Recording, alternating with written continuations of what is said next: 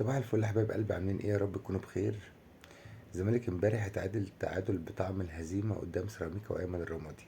سيراميكا وايمن الرمادي اللي قدروا ان هم يسيروا اللقاء زي ما هم عايزين.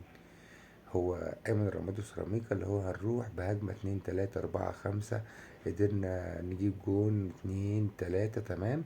لكن احنا مش هنبوظ الخطة الدفاعية بتاعتنا، ومش هنفتح زي ما فتحنا قدام الاهلي لما كسبناهم يعني خمسة اتنين. أيمن الرمادي من المدربين المحترمين اللي بيتعلم من أخطائه، فخلاص هو الموضوع معاه بالنسبة له منتهي. هو حرفيا اللي حصل في الماتش ان سيراميكا جاب جونين، جون في نفسه وجون في الزمالك، وصباح الفل على كده. اه ده ما يمنعش طبعا ان سيف الدين الجزيري وان زيزو كانوا بيحاولوا كتير على المرمى.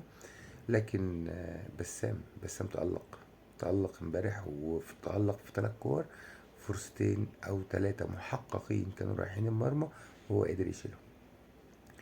آه، تحكيميا الماتش امبارح كان الى حد ما جيد.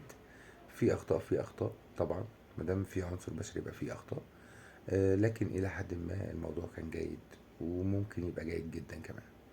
سيراميكا كان يستاهل الفوز. الزمالك كان بيلعب حلو، جروس كانت اول مباراة ليه، كنت متوقع ان هو يخسرها، فتعادل مرضي. ونقدر نقول ان سيراميكا اقوى فريق في الدوري حتى الان بعد الاهلي والزمالك.